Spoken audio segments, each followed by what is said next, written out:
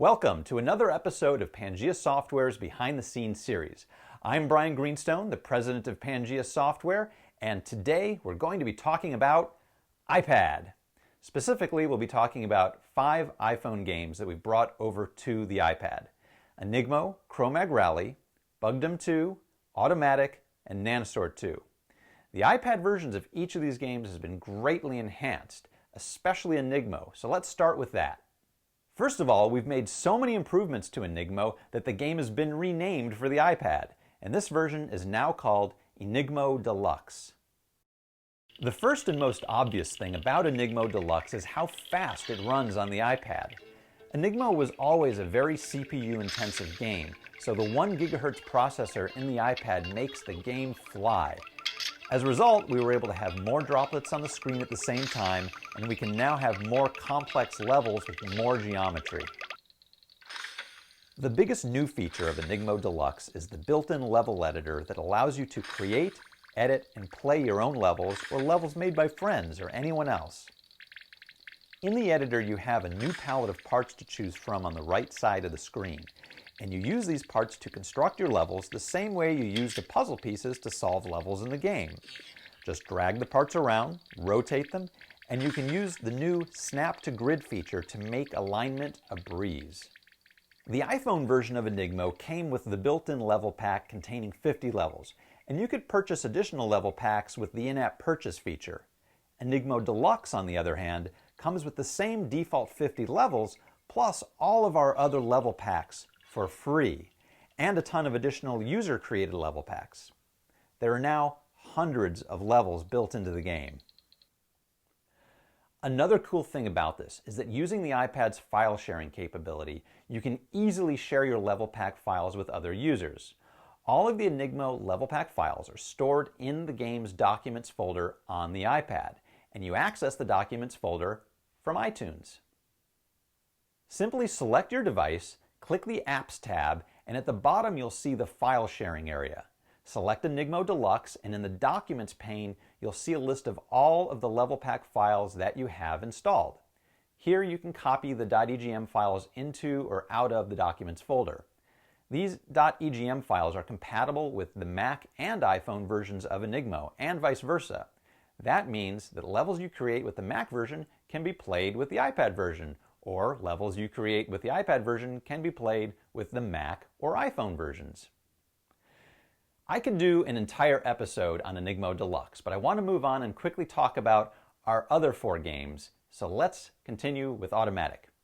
Now, if you saw our older video on Otto Matic, then you know that I absolutely love this game. I still think that it's the best game that Pangea Software has ever produced, and on the iPad, it really shines. One thing that many people complained about with the iPhone version of Otto Matic was the controls. Well, I'm happy to say that the control code has been totally rewritten for the iPad, and it worked so well that I took the code and applied it to the iPhone version of Otto Matic. So if you have an older version of Otto Matic for the iPhone, be sure to get the 2.0 update. It has the new controls and some other very cool improvements. The increased horsepower of the iPad allowed us to greatly enhance the graphics in Otto Matic.